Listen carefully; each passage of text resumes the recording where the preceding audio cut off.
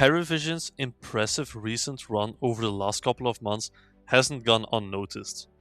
And today I want to go a bit deeper into understanding their tactics and how they have been able to make this rise over the last couple of months. In specific, I want to show you what Parivision is doing on their CT side that makes them so strong today that they even managed to win a Tier 1 tournament. What I have noticed is when Parivision is playing CT sides these days, and it's been going on for a couple of months, that they tend to pre-rotate much faster than other teams do, and they have no issues like stacking a side way heavier than like usual.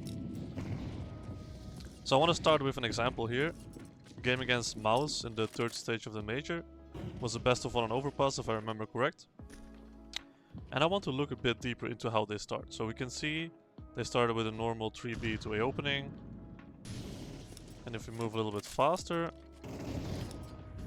we'll see that around 1 minute 15, which is kind of like normal time, AW is going to make the rotation towards A.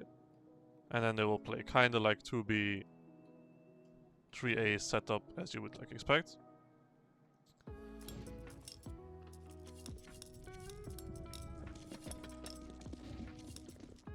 But now you can see what Parivision does different to other teams is that Nota, instead of playing in like a more usual water barrel setup with Belchanok, Nota is also going to make the rotation at 1 minute. But right before he does that, he's going to jump one more time to check the information on short. Doesn't see the information, 50 seconds and you're going in a 4A setup.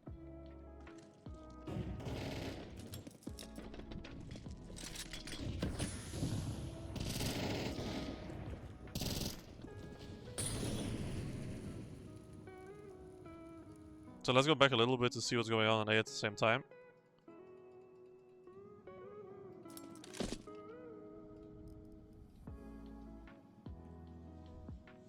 So at the same time when the rotations are coming in, Jamie is jump spotting along with the op. And we have Xialo closer up in bathrooms. And while the rotation is coming in from Nota, we'll drop a flash for Xialo to peek with and take the information. This is kind of like a safe play because if he dies, Nota is already coming.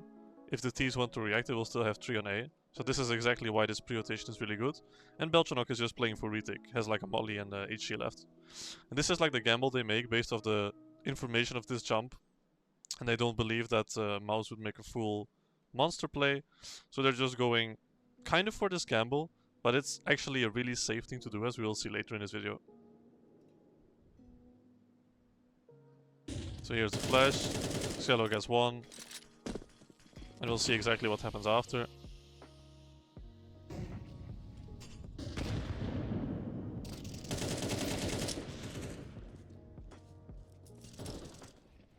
The Tease just needs to like keep pushing in. So we've just seen the gamble stack paying off at around 9-10.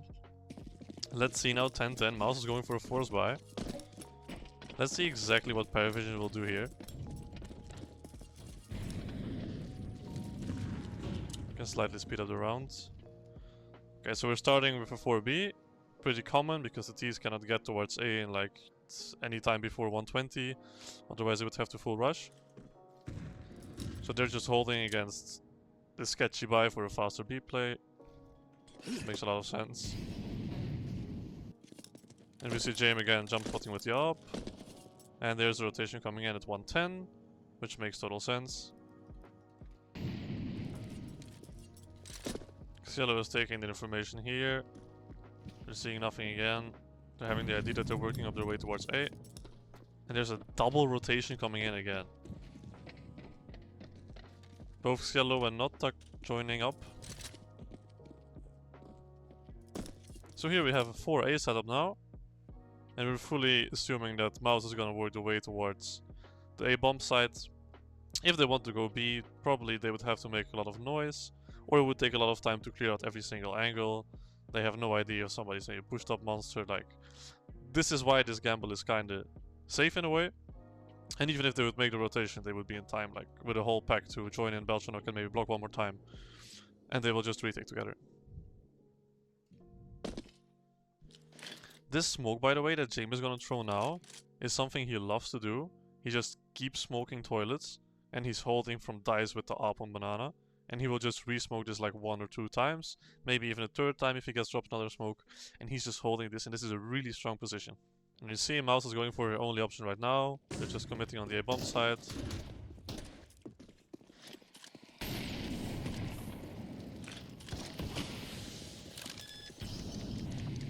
Parivision fell back a little bit against close range guns to retake together. But they have Nota pushed up and long, who's good for 1, and then they just retake the bomb site together. Because everybody is right here.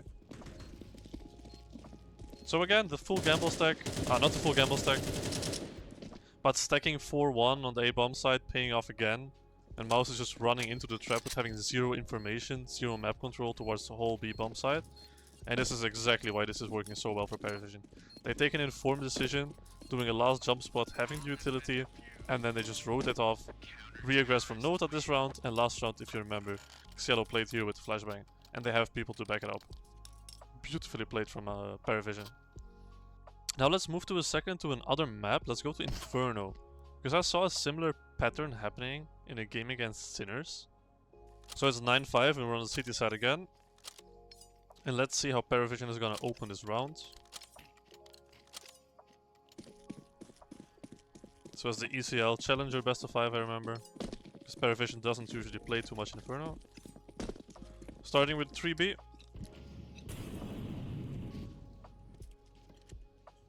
James on the up solo. In middle. He's blocking off. We haven't seen any information on B so far. No utility has been thrown. And now you will see exactly what Parivision will do. Jamie hears them popping mid. And there's the instant rotation from Nota and AW coming in. Jamie is holding the line long. Oh, it's actually Nota and Cielo together. AW stays with dropped utility here. And they're coming in quickly. 1 minute 15. And we are 4 on the A-bomb side. And they will go for regression mid.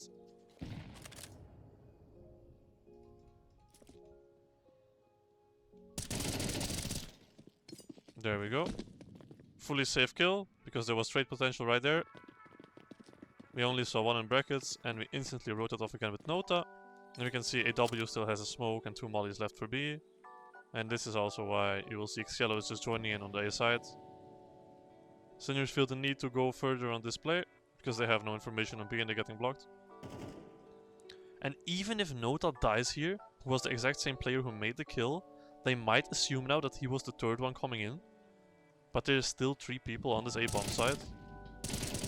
And this is again why this kind of over-rotation or pre-rotation, as I would call it, is working off so well for Parivision.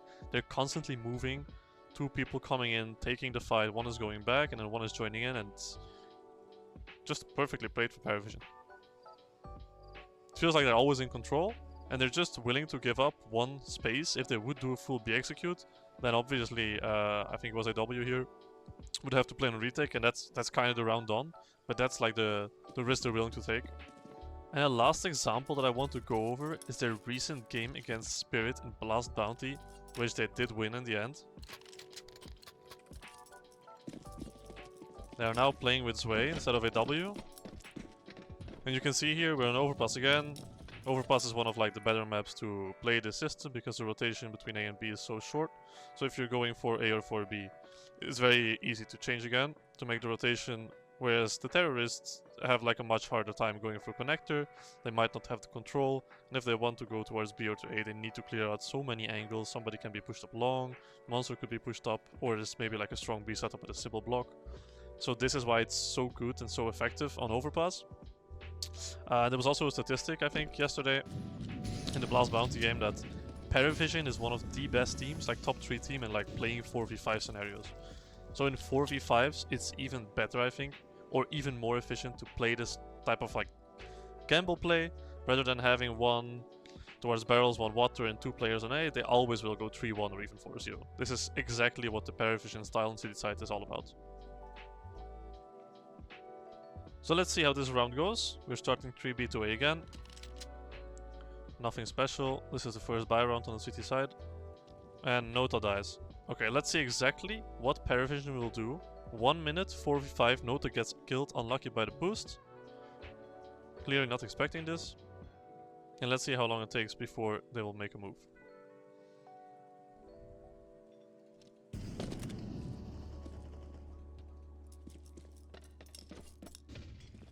"40 seconds to go. Sway is coming in. We're going 3A, 1B. Even though you do see the terrorists are leaning towards B, they are making this gamble play. And Belchanok is completely playing on retake here. He knows he has no chance to win this round on B. Does fake some pressure.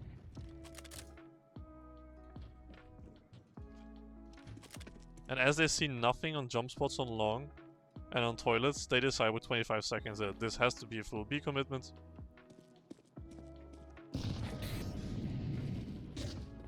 And this is where everybody will come in. James, Xello, and Heaven. With 20 seconds to go, they can now like be fully sure. And this 4v5 is more than doable with 15 seconds to go. James is in a prime position. Does massive work to get 2. And somehow they make this round work. In a 4v5. Where they even gambled on the wrong side at first. Because they're doing it so fast. Taking this information, going for some jump spots, and they know that an execute would require a lot of utility and a lot more like space taking than what they have been able to see. They can just make the full 4B with 25 seconds to go, and they're just winning it off the positioning alone. So again, perfect round from Parivision against Spirit. Round after, another 1A 4B starter, Jaime alone, going for jump spots, throwing his smoke like he always does in toilets. And now look at this. The second that Jaime spots 2 people on long, I can even show you like the webcam of Jaime. I was watching this game live. Jaime will shout at his teammates exactly what needs to happen within 2 seconds, and you can see exactly what's gonna happen on the minimap. Everybody is just moving in the same direction. Instantly people are rotating. Belchanok is left alone. Xello is already taking space. Jaime is repositioning himself.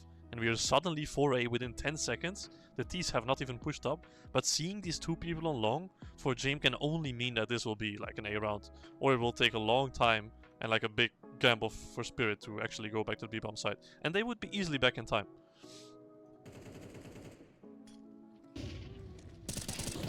Great flashbang from Zwei. That's the first for Jaime. Goes a bit crazy here. And they're still 3-on-3 on the A-bomb side, and Spirit need to commit on this. Sadly for Parivision, Spirit actually win the gunfights, and they win the game after this. But you can see the principle is very clear, and you can see how fast Jaime is calling this information on long, and everybody is instantly in place. Here they're losing the round on micro, but on macro the system is working every single time. And you might think, like, if they make the gamble going 4B or 4A at some point and they just, like, lose the round of it, like, this is also fine. They don't mind too much. Either they will try to make the retake, but if they see that it's impossible to retake and they don't get, like, the first entry to make the retake worth, they will just save the round. And it might sound a bit like a gamble to make this plays, but to be honest, if you're always gonna stack 4A or 4B, you're gonna win the rounds when they're coming in, like, 80-90% of the times. Whereas if you're playing more of a late round 2B, 3A, or maybe it's more of a 2-2 when it's like 4v4, then you're like vulnerable on both sides to lose when it's like 4v2. So if you're doing this enough, I think the return on investment will be good enough that you will win the rounds, that they will actually enter your side, and you're not gambling as much as if you would be playing like a 2-2 or 3-2. So maybe it's not even that much of a gamble what Parivision is doing, and it seems to be clear their style. I've been following them for a couple of months, and they've been doing this non-stop on CT sides, on every single map, but I would say Overpass is their map where it's like most effective, and you see it in their CT win rate as well. They have a phenomenal CT side, and the map is also very like allowing for this type of playstyle, so it's very nice. Maybe something you can try as well with like this smoke and this information playing. It's really good. And now I want to quickly show one more round in that same series against Spirit, which they did end up winning on the last map, Ancient Decider, where I think they like were down 1-5, 1-6, fought their way back on T side. Just doing a regular mid opening here. They're getting Donk in the way. And now they're 5 on 4, and it's interesting to see how a team like Parivision will play their 5 on 4. And let's look for a second on the minimap what's gonna go on here. So they just took the full mid information, we are still 3 on B. Belchanok is kind of falling back to CT.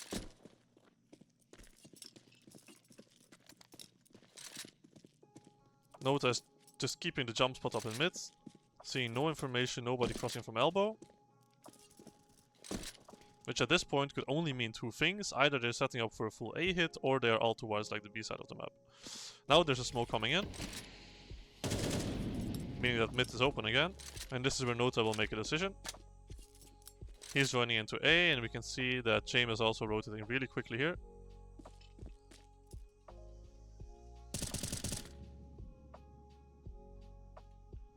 And at the same time, Belchanok is running through his own smoke.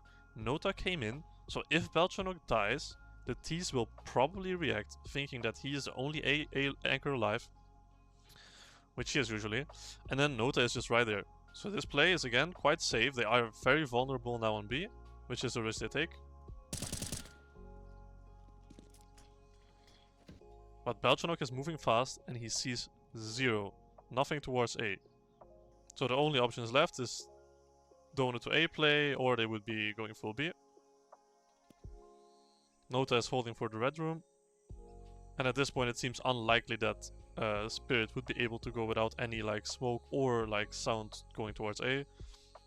Belchanok has all the information in spawn, he just keeps pushing through. And you will see that Parivision will now go in a comfortable cave setup.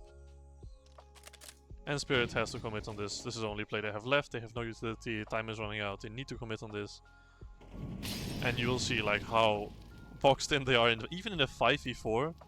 You can see how Parivision is making these like super fast rotations. They kind of instantly know what they want to do. One player is coming in, Belchanok can make the push. If he dies, we are safe, we can all rotate again. If he doesn't die, we get all the information, we can easily rotate, we go in a comfortable setup, and this is like 100% one round.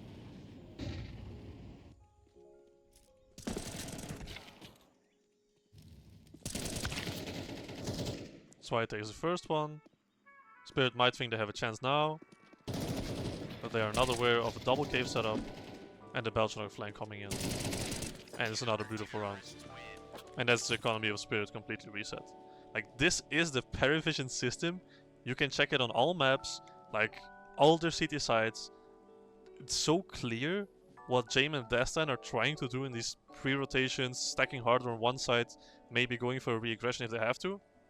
As in like a 5v4 we see now, or in a 4v4, if they are a man down, and this is why they are the third best team in the world in like 4v5 situations, they just dare to gamble. And it is not that much of a gamble, as I explained earlier. It's a safer way to just win one side of the map, and this we play on retake, we can just go next round.